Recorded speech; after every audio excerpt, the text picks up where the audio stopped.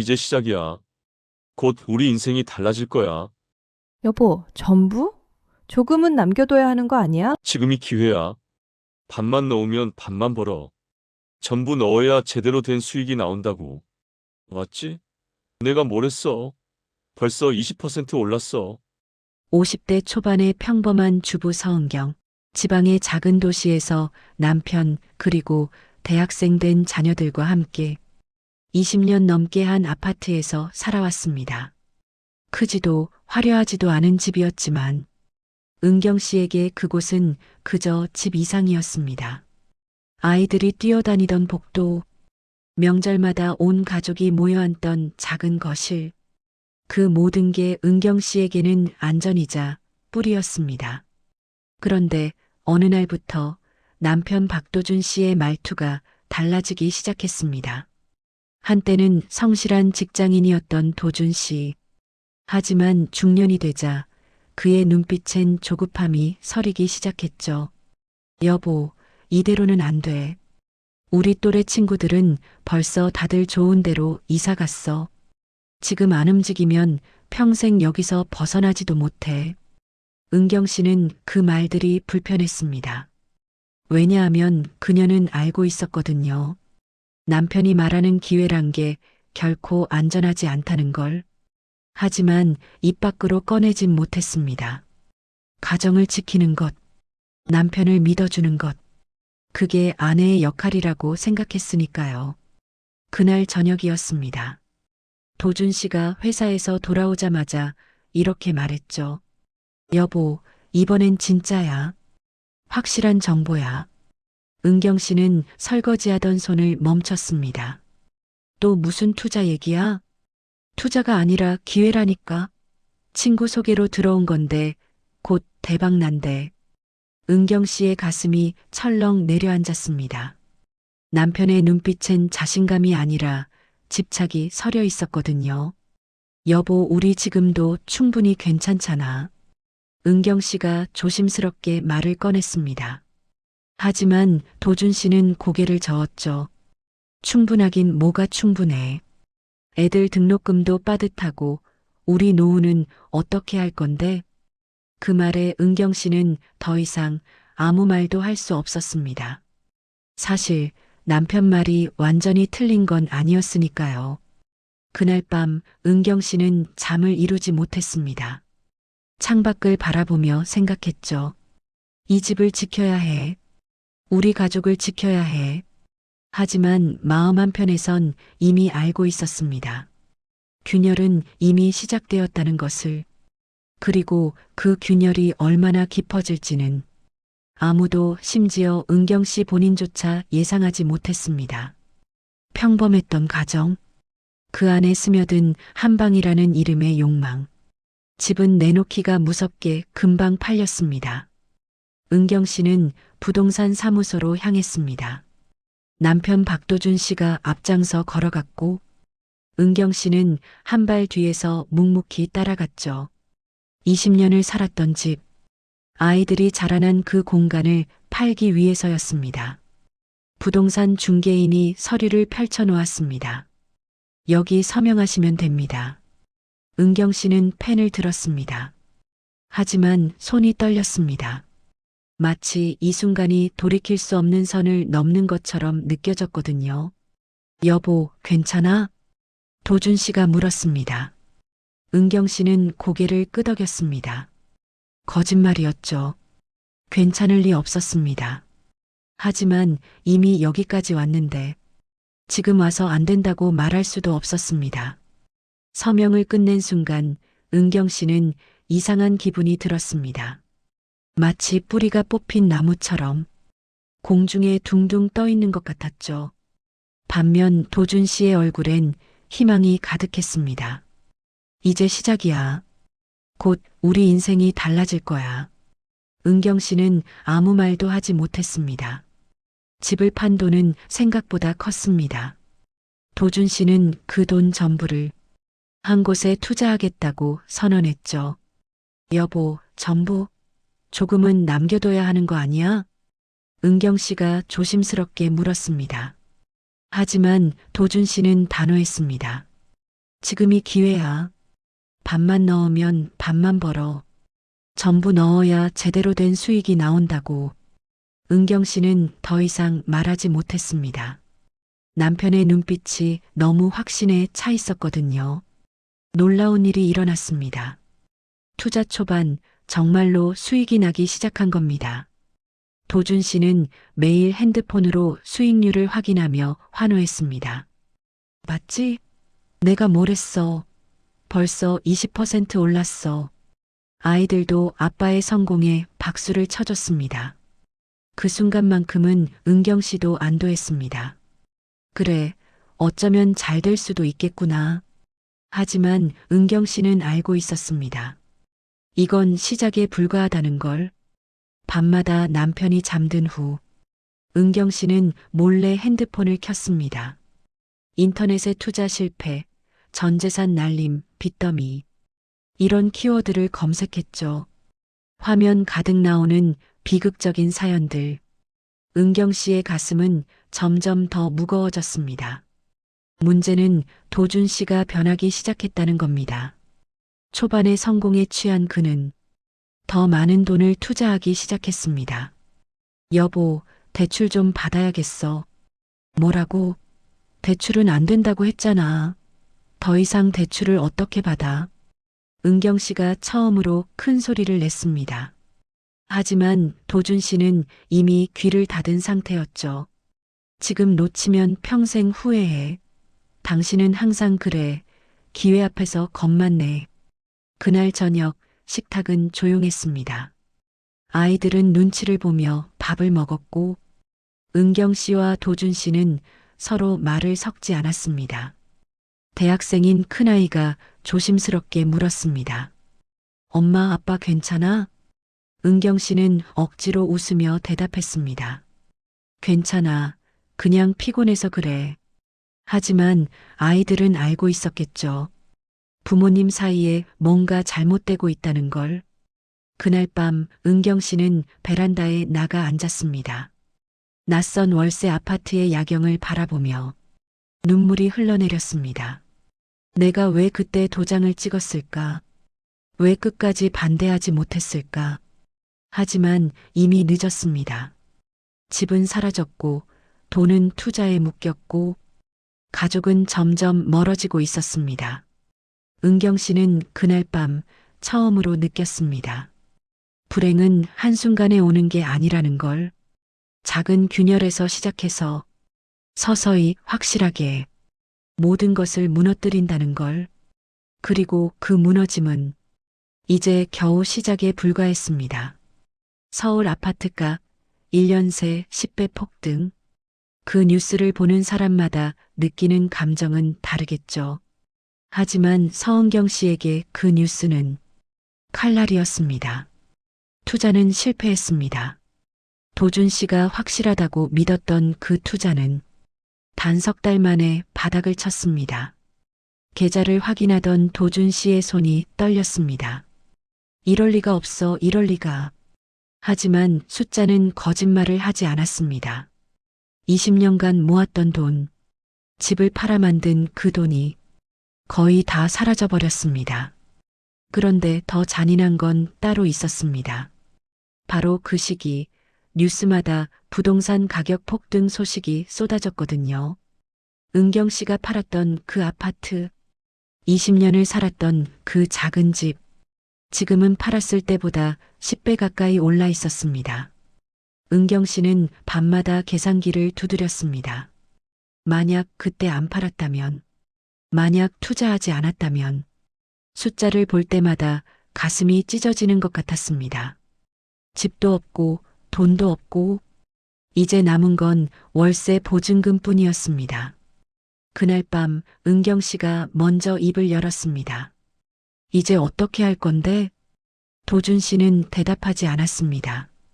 당신이 확실하다고 했잖아. 이번엔 다르다고 했잖아. 은경 씨의 목소리가 떨렸습니다. 하지만 도준 씨는 고개를 돌렸죠. 나도 몰랐어. 누가 알았겠어. 몰랐어? 당신은 항상 그렇게 말하지. 몰랐다고, 내 잘못 아니라고. 은경 씨의 입에서 처음으로 독한 말이 나왔습니다. 5년 전 그 여자 만났을 때도 그랬잖아. 몰랐다고 했지. 순간 거실의 공기가 얼어붙었습니다. 도준 씨의 얼굴이 굳었습니다. 그게 지금 무슨 상관이야? 상관 있어. 당신은 항상 책임을 지지 않아. 그때도 지금도. 그 말다툼을 방 안에서 듣고 있던 아이들. 고등학생인 둘째가 이불을 뒤집어 쓰고 귀를 막았습니다. 대학생인 큰아이는 헤드폰을 끼고 음악 볼륨을 최대로 높였죠. 하지만 부모의 목소리는 문틈으로 새어들어왔습니다. 식탁은 더 이상 가족의 공간이 아니었습니다. 도준 씨는 먼저 나가버렸고 아이들은 엄마 눈치를 봤습니다. 엄마 괜찮아? 큰아이가 조심스럽게 물었습니다. 은경 씨는 웃으려 했지만 입꼬리가 떨렸습니다. 괜찮아. 엄마는 괜찮아. 하지만 아무도 그 말을 믿지 않았습니다. 문제는 여기서 끝나지 않았습니다. 고등학생 둘째의 성적이 떨어지기 시작했습니다. 담임 선생님이 전화를 걸어왔죠. 어머님, 요즘 애가 수업 시간에 집중을 못하네요. 집에 무슨 일 있으세요? 은경 씨는 아무 대답도 할 수 없었습니다. 무슨 일이냐고요? 집도 잃고 돈도 잃고 가족도 무너지고 있다고 어떻게 말할 수 있겠습니까? 그날 밤 은경 씨는 혼자 베란다에 앉아 있었습니다. 차가운 바람이 불어왔습니다. 그녀의 머릿속에 처음으로 떠오른 단어. 이혼. 결혼 25년 동안 한 번도 생각해 본 적 없던 그 단어가 이제는 너무나 선명하게 느껴졌습니다. 이렇게 살 수는 없어. 아이들을 위해서라도 이젠 끝내야 해. 하지만 은경 씨는 알고 있었습니다. 이혼을 한다고 해서 모든 게 해결되는 건 아니라는 걸. 집도 없고 돈도 없고 아이들 앞길도 막막한 상황에서 무엇을 선택할 수 있을까요? 왜 바로 이혼하지 않았어요? 서은경 씨도 그 질문을 수없이 들었습니다. 지인들도 가족들도 심지어 본인 스스로도 그 질문을 던졌죠. 하지만 은경 씨의 대답은 단순했습니다. 이혼이 답은 아니었으니까요.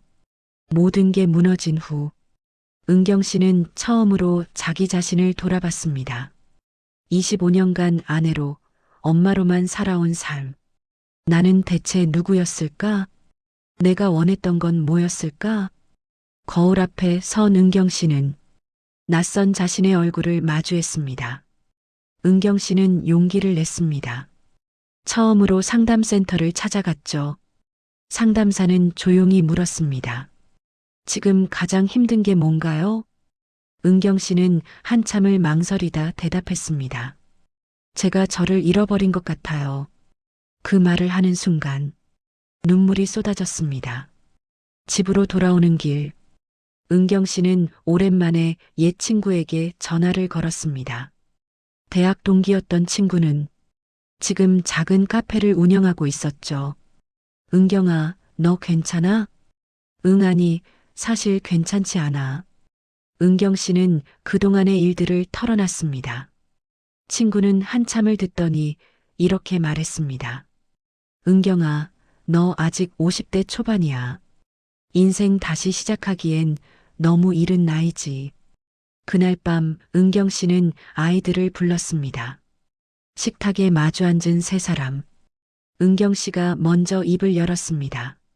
엄마가 너희한테 할 말이 있어. 아이들은 긴장한 표정으로 엄마를 바라봤습니다. 엄마 아빠 사이가 좋지 않은 거 너희도 알지? 큰아이가 고개를 끄덕였습니다. 엄마는 너희 의견이 궁금해. 솔직하게 말해줄래? 둘째가 먼저 입을 열었습니다. 엄마 사실 요즘 너무 힘들었어. 미안해. 엄마가 너희한테 신경을 못 써줬지. 이번엔 큰아이가 말했습니다. 엄마, 우리는 괜찮아. 그런데 큰아이의 목소리가 떨렸습니다. 엄마가 웃는 걸 보고 싶어. 그 한마디에 은경 씨의 가슴이 무너졌습니다. 아이들은 집도 돈도 아니었습니다. 그저 엄마가 웃었으면 좋겠다는 거였죠. 알았어. 엄마가 다시 웃을게. 은경 씨는 아이들을 꼭 안아주었습니다. 그 무렵 도준 씨도 변하기 시작했습니다. 투자 실패 후 한동안 침묵하던 그가 처음으로 사과를 했습니다. 여보, 미안해. 정말 미안해. 하지만 은경 씨의 마음은 이미 식어 있었습니다. 미안하다는 말로는 부족해. 알아. 다 내 잘못이야. 다시 시작하자. 제발. 도준 씨의 눈에도 눈물이 맺혔습니다. 은경 씨는 천천히 말했습니다. 당신과 이혼은 안 할 거야. 도준 씨의 얼굴에 안도감이 번졌습니다. 하지만 은경 씨의 다음 말은 달랐죠. 하지만 예전처럼은 살지 않을 거야. 나는 이제 내 삶을 살 거야. 은경 씨가 선택한 건 이혼도 무조건적인 용서도 아니었습니다. 바로 거리두기였습니다.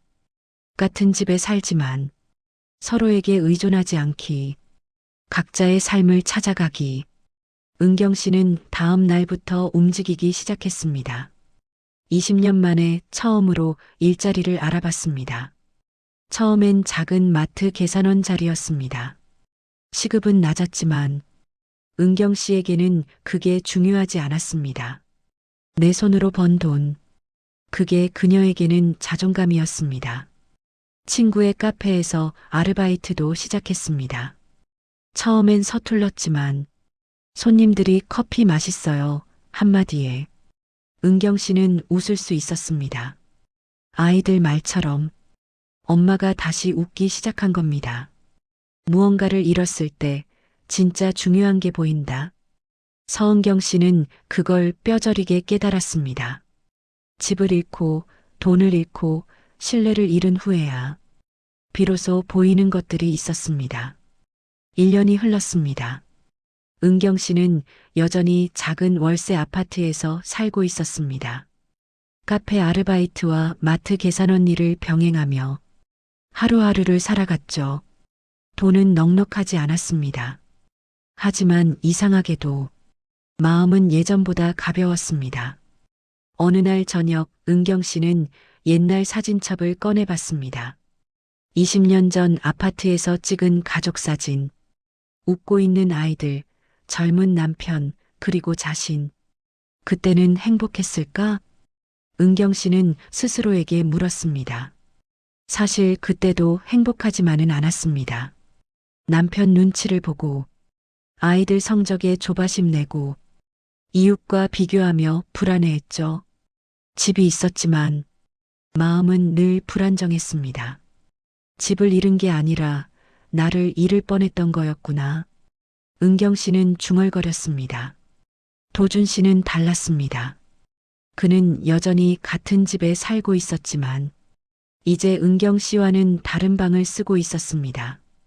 밤마다 혼자 방에 앉아 과거를 되짚었죠. 내가 왜 그랬을까? 왜 그렇게 욕심을 부렸을까? 하지만 후회는 이미 늦었습니다.